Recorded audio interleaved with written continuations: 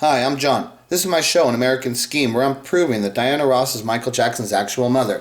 So I'm going to show you a little piece of this clip here of this interview that Smokey Robinson had done. This was on a page, Lee Bailey's page, and the title of the video is called Smokey Robinson Plays Word Association with His Motown Cohorts and More. So I'm going to show you that, but I'm going to show you something here really quick, is that this over here, let me see. So let me just let me show you this name of this person over here. So see this person here, this Radon person. They making all these comments and stuff, and it's like, okay, all of your comments are based within the known Michael Jackson story. Okay, if you can't understand a basic form, that I know that story already. I know, like, okay, you're telling the basic Michael Jackson story, the encounters with Diana Ross. Okay, I know that story. And it's like, okay, can't we concede that basically everybody kind of knows the story in which you tell me? It's like any investigation which you do is only formed within the known story of the Jackson story, okay? That story's known. You know, you act like I don't know that freaking story. So, there's like right here, in this comment, okay, so it's an American idiot. See, the way they always talk to me and stuff, never asking me real questions and stuff. So I kind of just stopped trying to answer this person's questions, because it's just, what they do is they just turns into an attack instead of them trying to ask questions and stuff. So it says, said in a video several times how Catherine was pregnant with Michael and Joseph went on the back on the road with the Falcons. Wait a minute, I thought you were trying to, so he was trying to argue that I was saying Catherine's pregnant with Michael. And it's like, okay, clearly in the context of those conversations, when I'm saying that, I'm always saying at the time when Catherine would have been pregnant with Michael, when Catherine, it's always in that form of context. I'm saying at that time, okay, at the time when Catherine would have been pregnant with Michael, you know? So I'm never saying Catherine's pregnant, you know? I'm never actually, even I go to the hospital, we go everything and say how things, but I'm never saying that she's given birth to Michael. Never, ever do I even allude to that. So that form of that thing is just really stupid. But this person is asking me, there's one other question that the person asked me, but I have answered it. But I will give credit that I do like that this person did discover it, because there was a time when I wasn't sure about this. And this person is telling me, because in my original videos, I was stating that Michael Jackson would have been conceived around New Year's. And I was saying that because of the holiday season, that gave opportunity for Diana Ross and Smokey and stuff. I was claiming that also led to give an opportunity to them around the New Year's time. And I was saying that that's one of the reasons why that she got pregnant. But so, yeah. But with Michael being born on August 29th, okay, so when I was doing that in my head, you know, it's like, okay, August would be the 8th month, and then it's the full month. So in my head, I thought that was 9 months. I confusing. Things are a little tricky sometimes. And you'll see that I go through this process all the times with my stuff, where there's always confusing things like that. I'm going to get back over here when we're talking. So there's always little confusions and stuff when you're talking about so much stuff and anything like that. So, what happened is that, and one of the things is, when I was making the thing saying that Diana got pregnant at New Year's, in my head, what you don't understand is, in my head I was questioning, because I'm also saying that Diana Ross, on her 14th birthday, March 26th of 1958, it states that she changed high schools. That's when she enrolls into Cass Tech. Okay, so I'm saying that her pregnancy is an effect. That her changing schools, there's also a side effect of their pregnancy occurring. So I was actually like, if she got pregnant on New Year's, does that give enough time for her to show that she's pregnant, to have made plans and changed things, and now she's changed schools? I was always actually worried about the timeline. When I first started making that, I was saying, does that fit that timeline as the March 26th? Could that happen that quick? But now what's come up to happen is that I've realized it's like, no, it's a month before that she actually got pregnant. But that still fits exactly 100% in the timeline, that it's after Smokey meets Barry, which is in August of 1957. Then now, Diana's now getting pregnant more around the Thanksgiving time, which is still holiday season is occurring. Still same type of things, all the same environment of what I'm saying. It's after Smokey meets Barry. Very soon after that, Diana has an encounter with Smokey and she gets pregnant by him.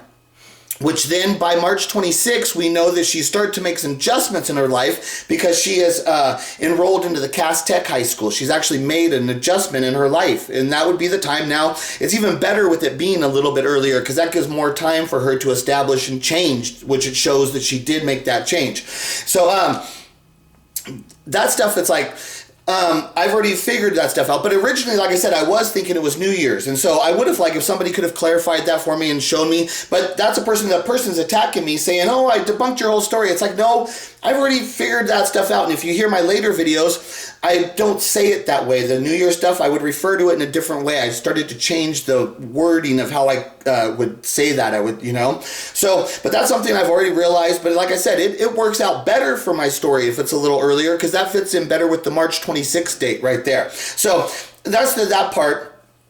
And but then the other thing is that, like I said, with the people asking me questions and stuff, and let me show you this one thing. And it's like, even with people asking me stupid questions and all this stuff, this is a song by the band 21 Pilots, a song called Bandito. And there's this one little line that's just like, yeah, this is exactly, it's like what I do here and stuff, and it's like, it's hard and all this stuff, and the people attack me and all this stuff, but this is really, these words actually express like the way I feel about what I'm doing in here. Okay, listen to this. Either way, it helps to hear these words bounce off of you. The softest echo could be enough for me to make it through.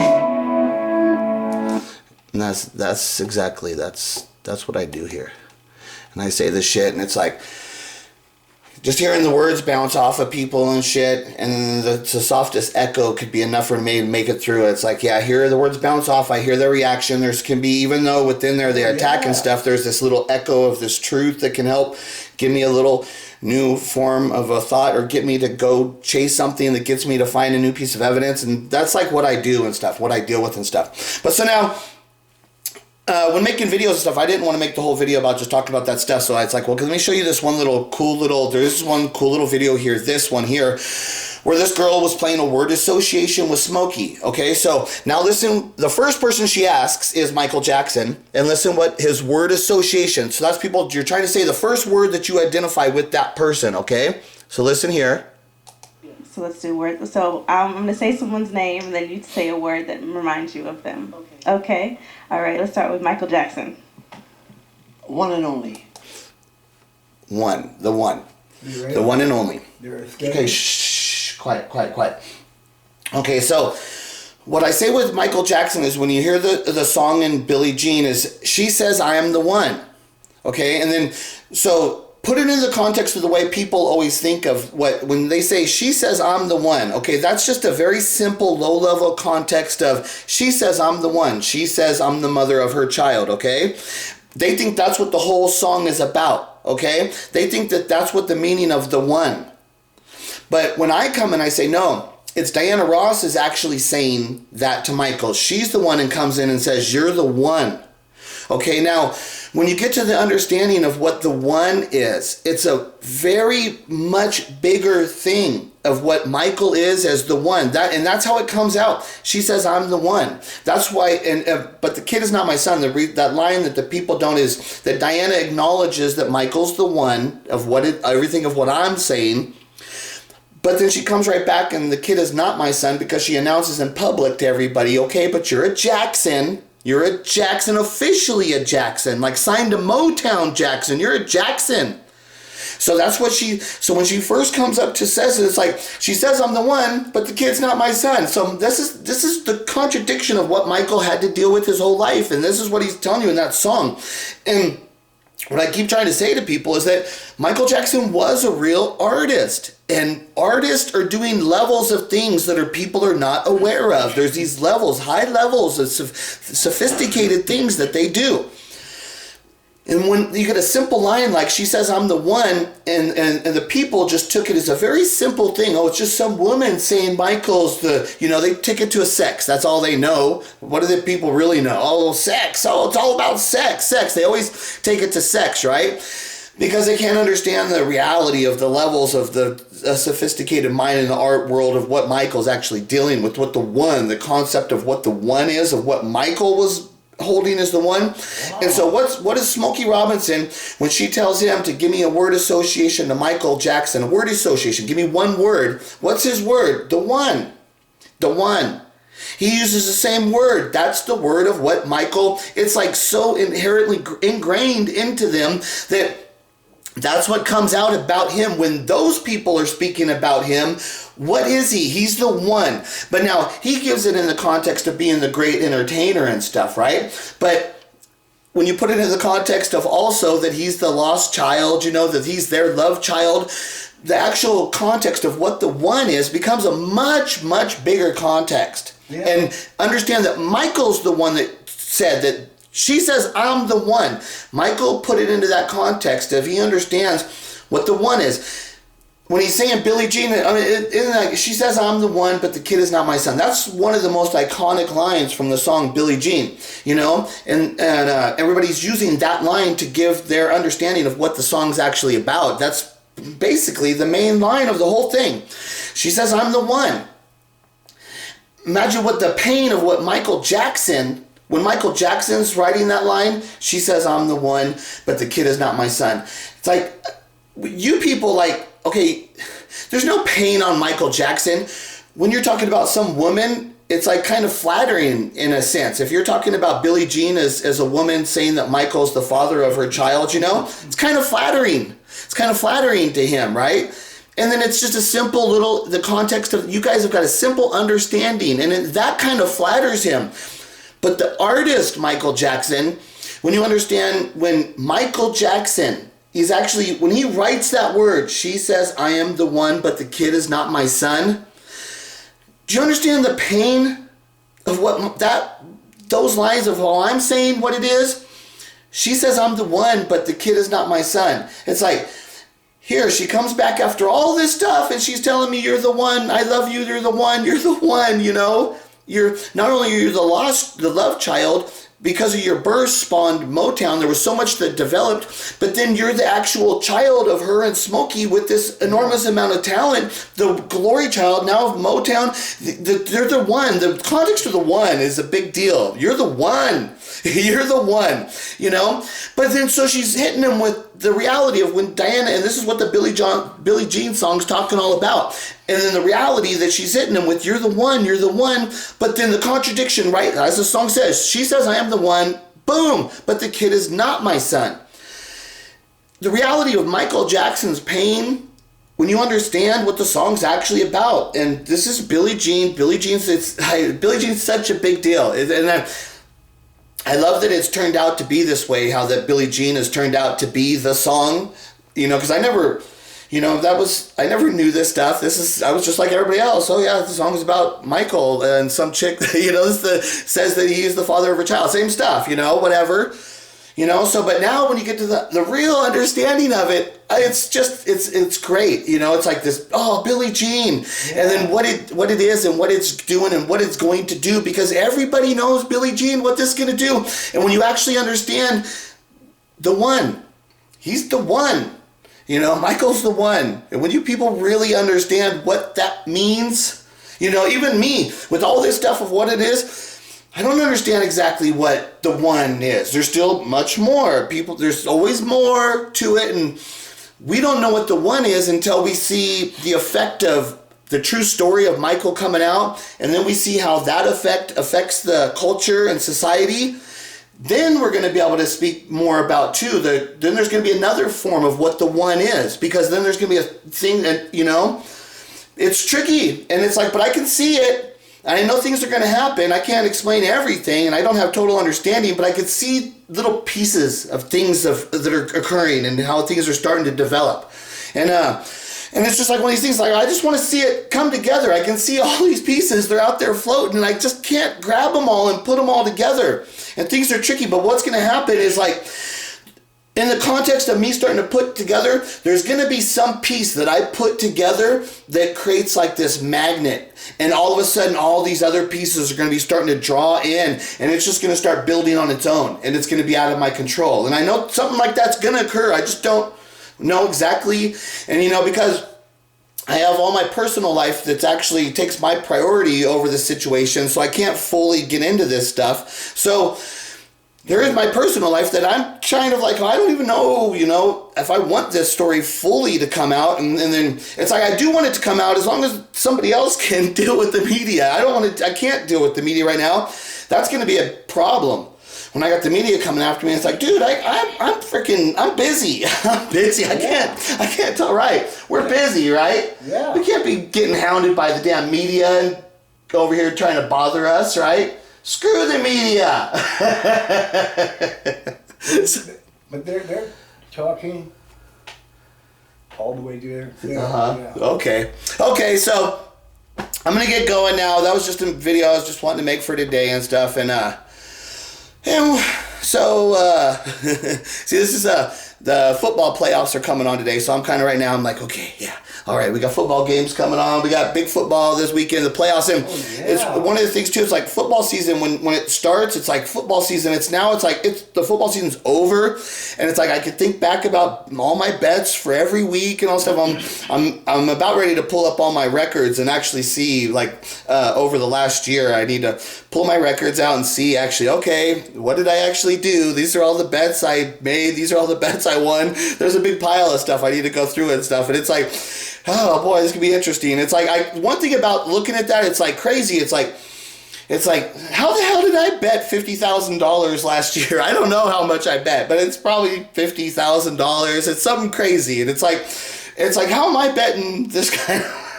It's funny as hell. It's funny as hell. So there is a part about the gambling thing that's like, like I can think, so when I say, like, I'm telling you, it's like, okay, if I bet 50,000, I already know I won at least 50,000 because I couldn't be making those kind of bets unless I'm winning. So it's like, I've got all these experiences of all these bets I've lost and all these bets I've won. It's just insane madness. And I do this all the time, every year and stuff. And I get these great experiences and stuff. And so now it's the playoffs, and it's like, okay, here's the time I go for it in the playoffs. I always try and pick every game exactly right, run it through, and see if I can build it up and be like a legend at the end. You start with a good amount. If you pick the winner of every game and let it ride throughout the whole way up until the Super Bowl and pick it all the way, at the end you'll have this large amount of money, and not only will you have a large amount of money, you'll actually have done something. You'll have made an achievement. You'll have done something. So this is something I've been trying to do for a long time.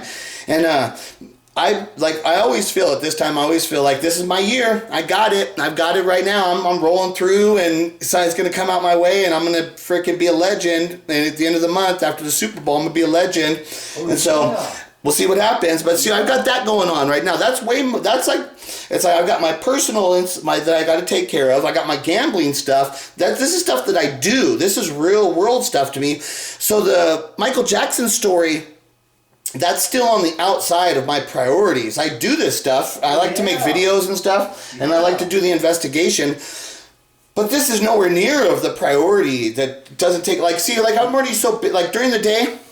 So I wake up, I got to get my dad up and get him all cleaned up and stuff. By 5 or 6 in the morning, I wake up, which I have to be up like an hour before that, basically, to take care of all my stuff. Wow. Then, boom, I take care of my dad, get him all cleaned up. Then we have breakfast. Then we sit around for a little bit. I'm usually cleaning stuff, moving around, organizing while, we're sitting around.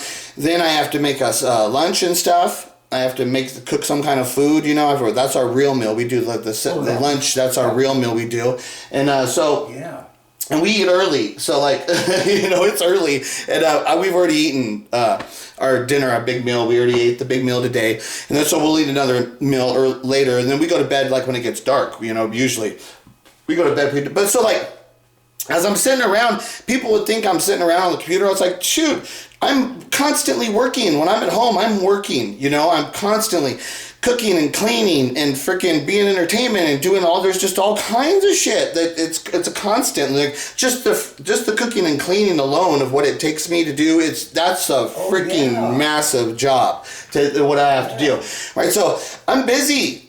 The Michael Jackson stuff, like, right here, I'm here and I could do this stuff, and, like, so he's here with me, and so I could do a little video and stuff like that. That doesn't take up that much time and stuff. I can put it together. I can answer some comments and stuff. But as I say, I can't deal with the media. So when this story breaks and it gets to the time where that's why I try and encourage other people to get into this and try and because I need other people to actually have really good knowledge of this story. So hopefully they can talk to the media for me, because I can't. Not right now. Not right now I can. I'm busy. So that is part of what I am trying to do, is get other people to really understand my story, and hopefully have them, maybe they can go on their own and start breaking the story. And all I ever want is just is the actual credit. I did do all this stuff, so, but I don't mind the other people. I already know that what's going to spawn off of my work is massive. Like I said, every single Jackson book and every story that's out there in Motown, all of it, it all goes in the trash after my story comes out. Then it's not like I'm going to be the only person who's ever going to write a book, which I don't even know if I'll write a book. Like I said, who knows when that comes? I'm not that kind of person exactly, I'm not like being here like saying, I want to write a book. I got to get my book out there. I'm going to be an author. I'm going to go on a book tour. Yeah, everybody's going to idol me. I'm going to be an idol. That's not, they're going to do movies about my books. I understand that's things that what can occur. That's not what I'm trying to do whatsoever. I'm not pursuing that path at all. Not right now. Until they force that path on me and stuff. Right. When it comes up, Bam. down, that's it, yeah. That boom. Yeah. That's that. He knows in the middle, all the way. It's going all the way faster. Mm-hmm. Yeah. Yeah. So here we are. And I just keep doing what I'm doing, and it's progressing. Like it's one of these things about time is going to be time. It's going to destiny. This is happening, and I already know it is done, and this is going to come out. I've already done enough to set in motion enough to, like, if I died tomorrow, not only if I died, if all of my work was wiped out, I do believe that I've set forth in motion enough out there that somebody else would just pick it up completely on their own, and they would do it all on their own. I think that I've done enough that this story is going to break. Even if I was completely wiped out and all of my work was wiped out enough, I do believe that I have done enough at this point to set in motion this ball, and this is happening. This is going to come out now. So that's just one of those things. I'll just sit back and wait for it to come out, just like other people, and all the people that yelled at me, and all the people that have had personal actual encounters with me, they're gonna have to deal with the realities of all the encounters, and they could just dismiss it and say, oh, well, he was crazy, oh, he was mean, he was this and that. It's like, dude, that's your way of making excuses for whatever. It's like, I'm not here trying to be mean to people. Is that what I'm here doing? Now, in the process of me doing this, yeah, I can be mean. I could be I could be insulting. I would actually be much more of a mean and insulting what I actually would say to people, and what, I would be vicious, because there's a point where I don't care about you. I'm not concerned. That's not my worries, I'm not... That's the part when you get older and it's like, my life's over. I don't give a fuck. It's like, well, I'm worried about your stupid fucking shit. Fuck you. It's like, nah. So, and life is, like I said, it's funny because like I tried to be, like when people talk about people actually tried to be good people and stuff, and like I tried to be as good a person as anybody in the world has ever tried to be a good person, as anybody, for sure, ain't no doubt about it. Yeah. Same thing as like with Michael Jackson. There's a point where I truly believe he tried to be a good person, but look at what happened, But I don't know how my story's gonna end and stuff, and but I didn't have to deal with what Michael Jackson. It was like, man, that's the thing with people. They always say like, oh, I would do this and I would do that. Shut the hell up. You don't know what the hell you would do until you were having to actually deal with the reality of that experience. People always try to be, oh, I would do this, or I would do that. It's like, oh my God, these people, the way they talk and the way they form their concepts and everything, oh boy, it's really low level thinking. And that's the biggest problem of what I have to deal with, is that the mass majority of the people that are out there, their thought process and the way of their ability to form thoughts and structure, you can see them there. Yeah. Most of the people out there, they're just really dumb. They're on a really low level of thought ability. The process ability is really low. Like a perfect person is like that Matt's FTR, because he's 30 years old and he claims to have knowledge of. He's got what job? What he said he did some job that was like, I got some mental health experience, something like that in that kind of field, something like that. He'll claim. Oh, but when I hear him speak and stuff, it's like, he's just the lowest level stupid moron. And you look at his page and it's like, dude, your videos, the stuff you talk about, you're just like, what are you trying to, you want to be like an Oprah. There's nothing more in the world that guy would want to be than be like an Oprah Winfrey. And he knocks her down. It's actually everything about what he talks down about would be like what Oprah is. But everything about what he's trying to do, it's like Oprah.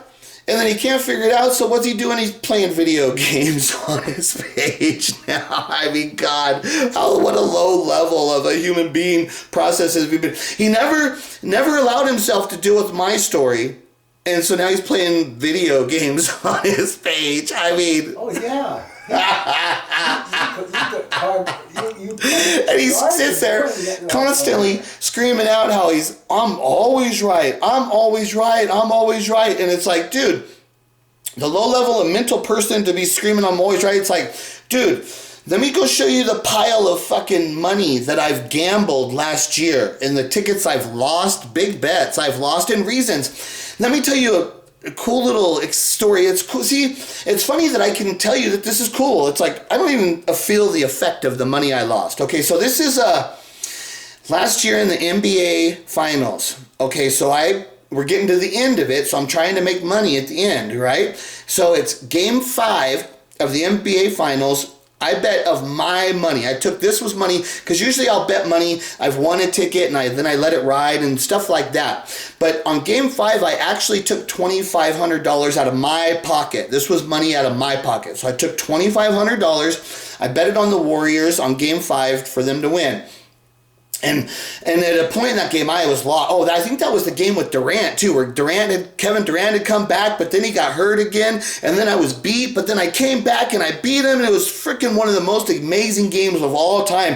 Just like, the Game 5 last year was like, and so I had the $2,500. I won that. It turned into, would have been over 5,000. It was at least 5,000. Oh, so, yeah, that's pretty good. So then I took that 5,000. So then we had Game 6 coming up. And so Game 6, the Warriors are still in a must-win situation, because the Toronto, if they win it all. So in order to go to Game 7 back to Toronto, you had to win Game 6. And then that was also the last game ever being played in the arena where the Warriors played. I think it was the Oracle Arena. Oh, yeah. So I had that $2,500 I had won, turned it into $5,000. And so it's Game 6, and it's like Warriors at home. They're going to win this game. We're going to go to Game 7. And like I said, I'm trying to make money, so I didn't take that $5,000 and put it back in my pocket. I let it ride on the Warriors at Game 6. Okay, so, and then that game late in the third quarter, and see, like, what actually happened too, it's like, we're in the third quarter, but then something happened with my dad. I had to go take care of business, so... And this is like, I got $5,000 on that game. We're in Game 6 of the finals. But what happens? I had to go take care of my dad. So I'm taking care of my dad. Next thing you know, I come back and something has happened. And Klay Thompson, it got hurt. I didn't even see it happen. I don't know. I'm just like, even at that time when I got to take care of my dad first. So I'm taking care of business. Then we come back and I'm thinking, at the time when I'm left, things were looking good. I felt good about the bet. But then something happened. I came back and it's like the game was still going on, but I had lost, and I don't know what had happened. And I got to deal with this stuff. These are the things I go through. And so that's what I'm saying when I can't be screaming, I'm always right. And it's like, dude, no, this is what happened. So the Klay Thompson guy, my stud, he was just dominating. He was stepping up to be like, if I'm not one of the best, I'm the best. He was like playing on that level. Klay Thompson was like, I'm freaking like best as anybody in the world. And he was like showing it. Like, I'm going to step up and be like the best. And that's what he was doing. In that game, he was just balling.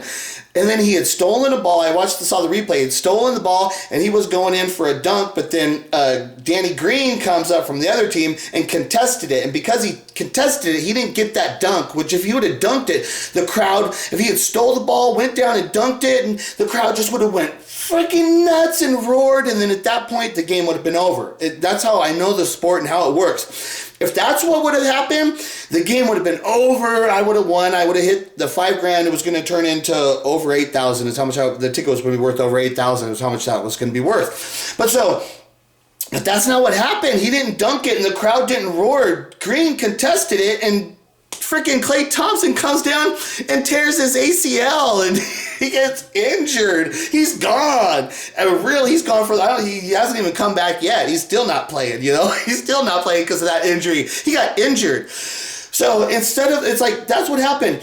Instead of him dunking the ball, the crowd roaring, and then me just rolling to an easy victory, he got contested, went down, got injured. He's still freaking not playing. And then that game, at the end of the game, I did have a shot. My superstar, Curry, had a chance to hit a hard three-pointer that would have won the game. But they still did have a chance to win at the end, but he didn't hit it. Didn't have a clean shot and missed it, and then I lost. So that's how I lost that bet. That's how that shit goes down. That's the reality, And but right now, I'm not even worried about that 5,000. I would have had 8,000. That's just in the past. That's shit that goes on. It's that's what I'm telling you. Yeah. I'm not always right. I live in the real world where I bet real money. And this shit, what happens, it's I didn't know Klay Thompson was going to get injured. And, I don't know. How the frick am I going to know that he's going to frickin' blow his knee out, after what had just happened to Durant in the game 5, which, if people know that it's it's just dramatic. Then Thompson gets hurt after he was dominating, and then how it happened after he stole it was just I don't know exactly what's going to take part in these games. You bet your money because you know that usually if the events that occur in these players throughout the game, they're probably not going to be injured that way. They're probably going to be able to make it through the game, but you don't know. At any time, boom, there goes your star player. You got a different bet what you're dealing with now on your hands. And that shit happens. It happens all the time. In football, boom, there goes your quarterback. Because now they got the rules too, like in football, this concussion protocol thing where it's hilarious when you guys don't know the old rules. In the old days, these guys would get concussions, get completely knocked out cold.